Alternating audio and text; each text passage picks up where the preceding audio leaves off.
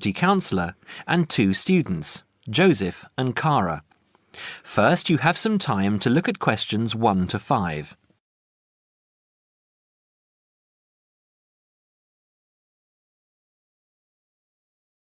Now we shall begin. You should answer the questions as you listen because you will not hear the recording a second time. Listen carefully and answer questions 1 to 5. Hi, Joseph. How are you today? Fine, thanks. And Cara, how are you? Good. As we discussed on the phone earlier, I wanted to speak with both of you about the subjects you have chosen to study and how you are managing your time. Okay? Yes. I think so. Okay, so I'll start with Cara. You've been here for how many months now? I've been here for 6 months. How are you finding it? It's good. I'm enjoying the course. And what about life outside? Are you making friends and socializing? Not really. People here are quite closed. They don't talk to you. I see. So, what do you do after classes? I usually go home and study, and I might go out for a walk, but never really with anyone. Sometimes my roommate Louisa comes with me, but she always seems to be busy. How is this affecting your schoolwork? I don't think it is, but I miss home. Cara, what I suggest for now is that you look into joining one of the social clubs on campus. There are a variety of them. You can go camping, skiing, snorkeling, painting, dancing, reading, horse riding, rowing. There's a list on the school website. Have a look and work out which one you're interested in and which suits your timetable. You'll meet friends that way and people who have the same career interests as you. As for the subjects you've chosen for a career in microbiology, I think you should look into dropping one of your subjects and picking it up again next year as a minor. You have a lot on your plate, and this will just cause great pressure. It doesn't mean that you aren't coping, but you're doing about 10 hours more than the average student a week. Think about it, and we can make another appointment to discuss it. When are you free? I have an hour free usually on Wednesdays at 11:30. Okay, good. Come to my office at 11:45 and wait in reception. Okay?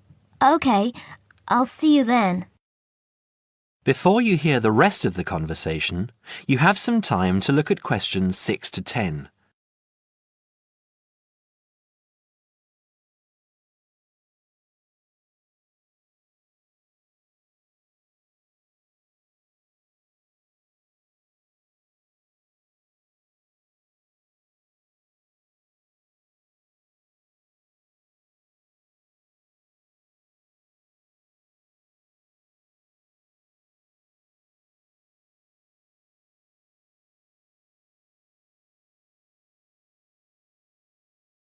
Now listen and answer questions 6 to 10.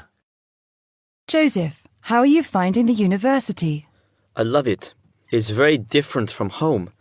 Life here is very much focused on study and also socializing through sport. People have been very friendly and curious about my culture. So, you've managed to integrate well? I think so.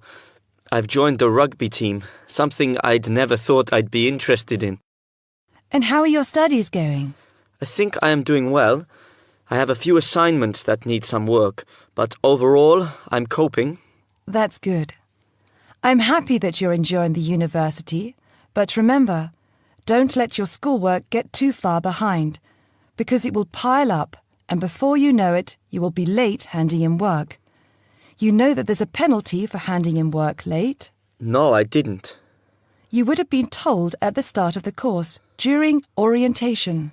I don't remember. You need to remember these things. They are very important.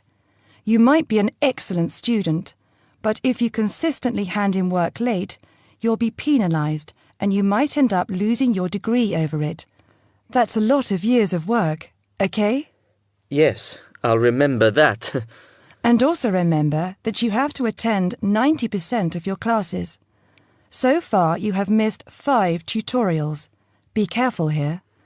These could also cost you your degree. Is there any particular reason you missed these classes? I'd been training for our rugby match the night before and, well, we went out afterwards and I slept past my alarm clock. Joseph, I know this culture must be very different from where you come from, but please try and be a little more conservative with your time. I think maybe you should spend more time on your studies and less time on socialising. The subjects you've chosen are intensive. I want you to spend 3 hours a night studying before you decide to do anything else. I'll make an appointment to see you in a month and we can assess your progress. I'll give you my business card. All my contact details are there. Call me in 3 weeks to organise another meeting. Do you have any questions for me? No, none. OK, I'll see you in a month. That is the end of part 1.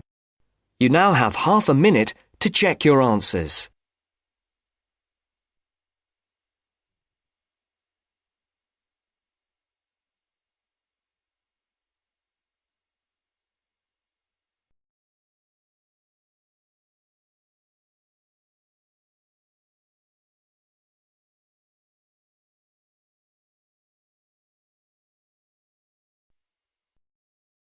Now turns to part 2. Part 2. You'll hear a man talking about living and working on Trinidad. First, you have some time to look at questions 11 to 15.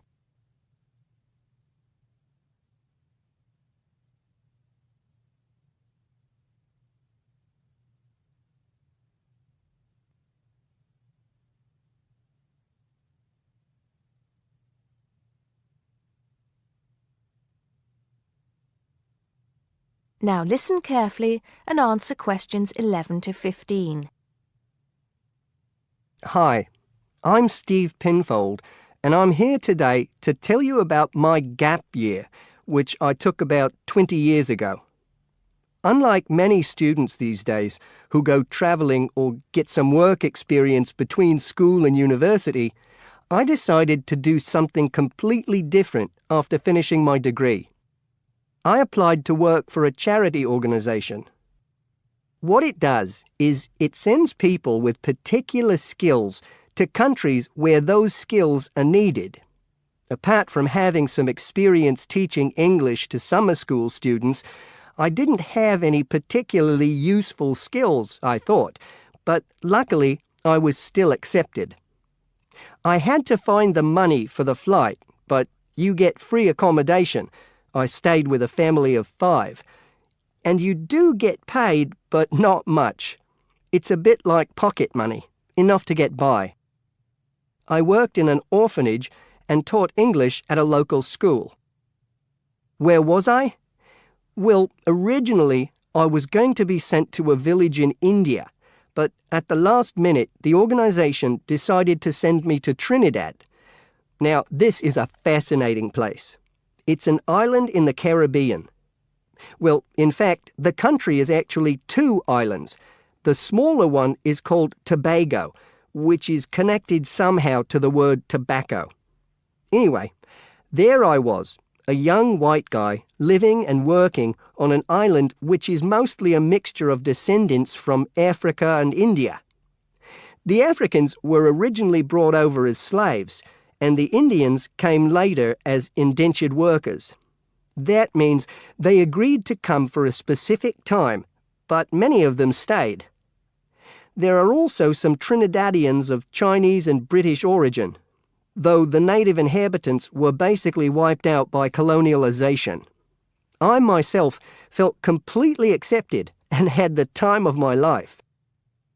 The language everyone speaks is English, so there was no problem for me there, but some concepts don't quite translate. They're pure Trinidadian. There's the term liming, for example, which means sitting around watching the world go by. Also, there's the famous carnival, when the whole island is taken up in playing mass.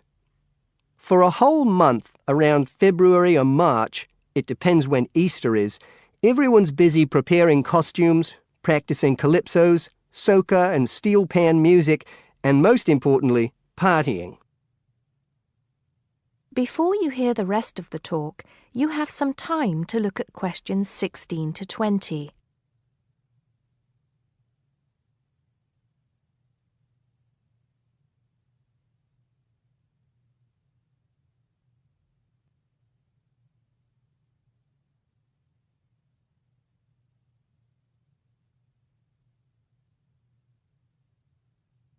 Now listen and answer questions 16 to 20. When the actual official carnival starts, it's days of 24-hour dancing in the streets. In Trinidad, it's called whining. You've probably seen this sort of thing on TV, in the more famous carnival in Rio, or even at the Notting Hill Carnival in London. Many people joined bands, each one of which has a theme. For example, the Sea or Jungle Fever, and they have costumes designed and made to go with the theme. These can cost $1,000 for the king and queen of each band. They're incredible. The whole city is a non-stop party zone full of colour and sound. It's serious too. The bands are in competition and the winner gets $1 million. Sorry, I got a bit carried away with those memories. Back to my real job there. The orphanage was called St. Augustine's, and that's also the name of the place where it was, St. Augustine, a town just outside the capital city, Port of Spain. I didn't have any particular job description, just to be with the children and tell stories, sing songs and play games. Oh, and we also went camping in the jungle once. I could tell you a few stories about that particular escapade. Every time I arrived at the gate, kids would come running towards me, shouting, with big smiles on their faces. The younger children seemed fascinated by my blonde hair and loved to touch it as if it was something miraculous. The English teaching I did 2 days a week in a primary school for 6 to 11-year-olds. The kids may have been poor, but they all wore neat and clean uniforms and were so respectful and enthusiastic. I've now been teaching for many years in different countries, and I still think those were the best students I've ever taught. What else did I do while I was there? I swam a lot. Can you imagine what it's like swimming with dolphins and with pelicans diving into the sea right next to you? More seriously, I trained to be a Samaritan. That's someone who listens and supports people who have problems with their lives. Overall, what I took from the experience was a sense of being in another culture, or rather cultures. As humans, we all share many characteristics, but we express ourselves in various ways. In Trinidad, there are lots of different communities and religions, and so many different kinds of festival to see. Hindu, Muslim, Christian, as well as some rather mysterious African traditions. There are quite a few Rastafarians too. Trinidad is, as Americans are fond of saying of their own country, a melting pot where everybody is greeted warmly. Go and see for yourself. I'm not sure how it's changed since I was there, but I'd love to find out. That is the end of part 2. You now have half a minute to check your answers.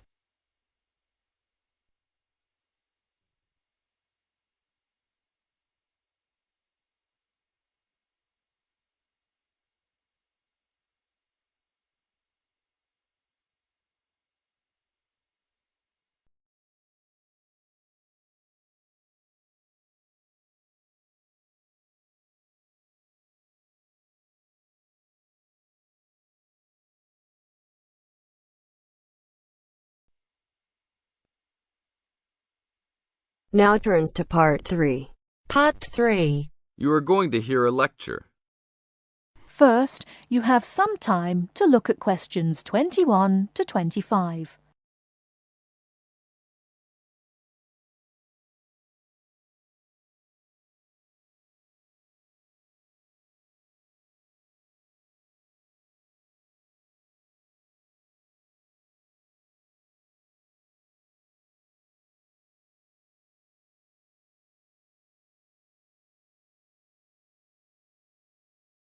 Now listen carefully and answer questions 21 to 25.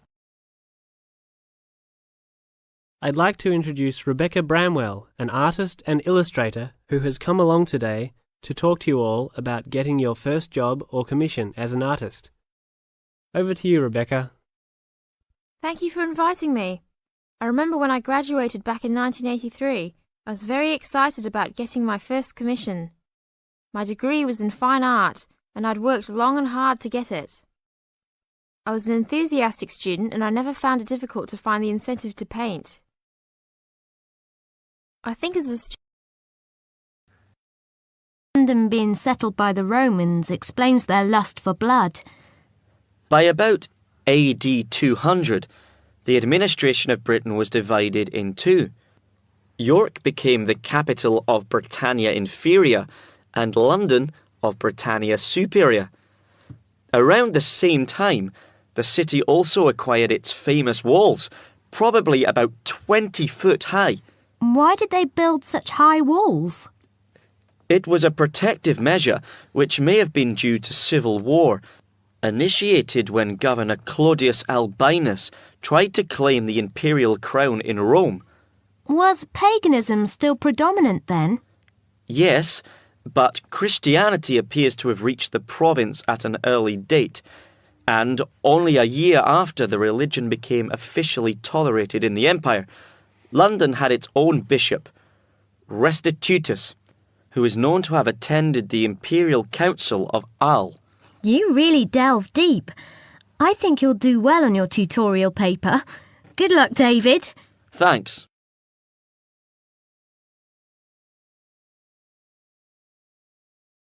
Good morning all. Welcome to our regular lecture on health issues. This series of lectures is organised by the Students' Union and is part of an attempt to help you stay healthy while coping with study and social life at the same time. It's a great pleasure to welcome back Ms. Mary Kirk, who is a professional health advisor and physical education officer. Thank you, Peter, for the introduction. It's a pleasure to be back. Today we're going to discuss the benefits of exercise. University life is hectic and stressful. It also involves a lot of sedentary work, that is, sitting for many hours at a time. What I'd like to focus on is how to approach exercise, not only from the aspect of health benefits, but also as a form of stress relief. I know it's hard to organise your time around studies and socialising, but you can socialise while exercising. If you have an hour free in the morning, afternoon or evening, it would be a good idea to get together with your friends and create a sports team. Before you hear the rest of the talk, you have some time to look at questions 26 to 30.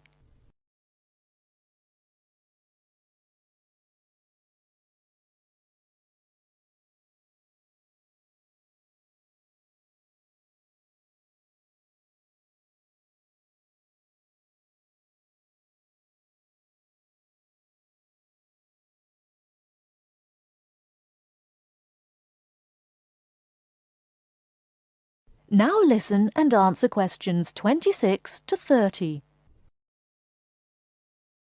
The grounds of the university are ample enough to support every student's need to become active. There are also readily available facilities at your disposal, such as a football field, tennis and badminton courts. There's also a swimming centre, and within that building is a gymnasium with a variety of programs such as aerobics and weight training. If the idea of attending one of these facilities seems daunting, then you can walk along the river. Oh, and that reminds me, the university also offers rowing. If there is a sport that you're interested in that's not on offer, you can approach either your student union representative or speak with Sports Administration Manager, Mr. Lawrence Cavendish. Now, I want to talk about why exercise is beneficial, physically and emotionally. The obvious results are physical. You can keep fit by using muscles that ordinarily don't get used in the classroom. The health benefits are astronomical. You'll live longer, be happier, and look good.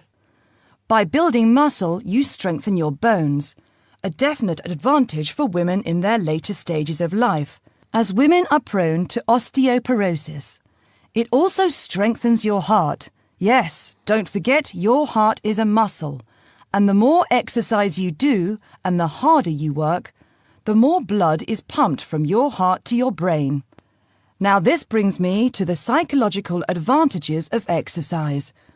When we are active, endorphins are released into our brain.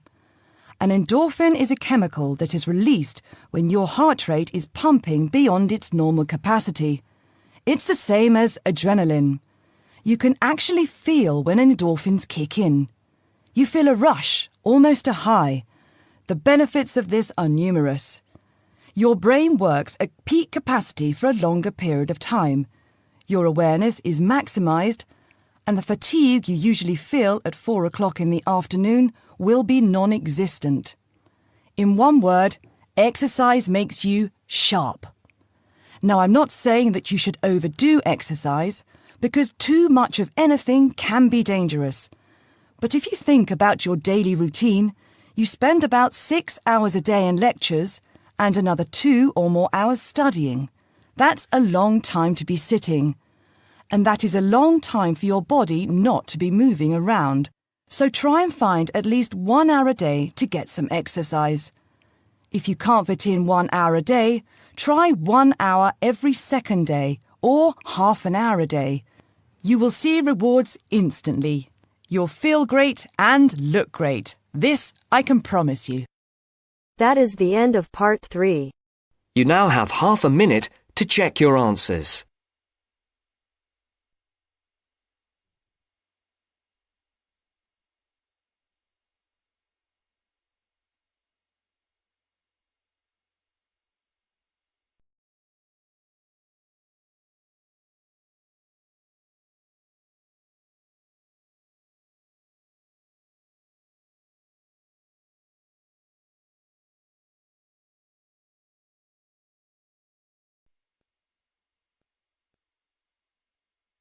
Now turns to part 4. Part 4. You will hear part of a lecture about how adults and babies communicate. You should answer the questions as you listen because you will not hear the recording a second time. First, you have some time to look at questions 31 to 40.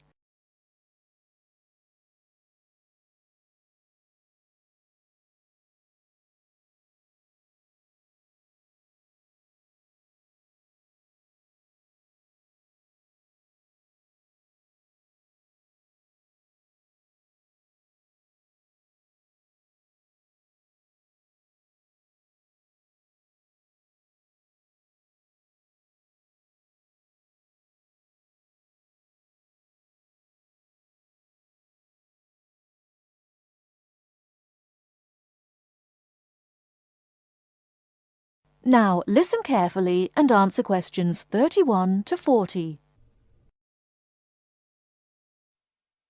Hi, I'm Emma Bailey, and today I'm going to be talking baby talk.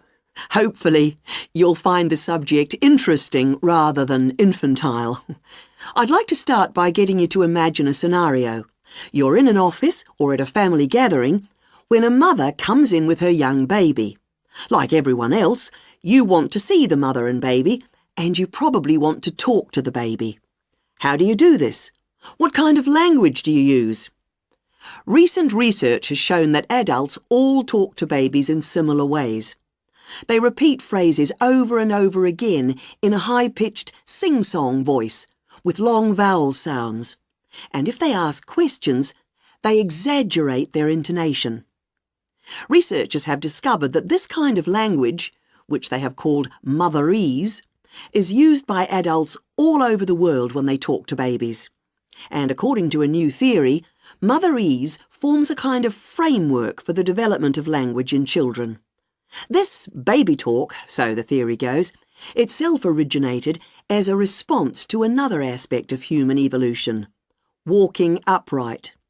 In contrast to other primates, humans give birth to babies that are relatively undeveloped. So, Whereas a baby chimpanzee can hold on to its four-legged mother and ride along on her back shortly after birth, helpless human babies have to be held and carried everywhere by their upright mothers. Having to hold on to an infant constantly would have made it more difficult for the mother to gather food. In this situation, researchers suggest, human mothers began putting their babies down beside them while gathering food. To pacify an infant distressed by this separation, the mother would talk to her offspring and continue her search for food. This remote communication system could have marked the start of motherese. As mothers increasingly relied on their voices to control the emotions of their babies and later the actions of their mobile juveniles, words emerged from the jumble of sounds and became conventionalized across human communities, ultimately producing language.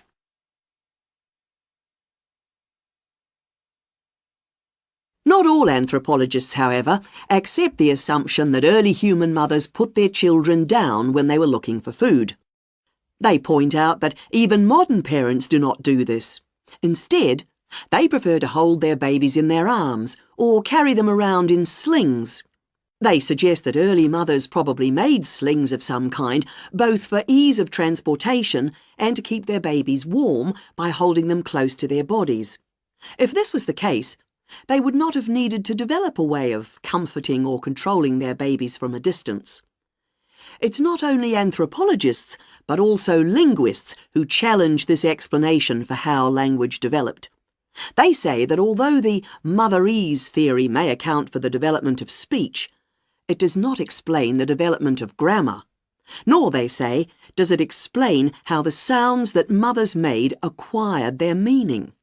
Most experts believe that language is a relatively modern invention that appeared in the last 100,000 years or so.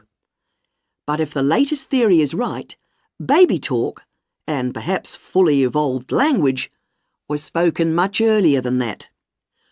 We know that humans were walking upright 1.5 million years ago. This means that mothers may have been putting their babies down at this time and communicating with them in motherese. We can be sure that this is not the end of the story, as anthropologists and linguists will continue to investigate the origins of this most human of abilities, language.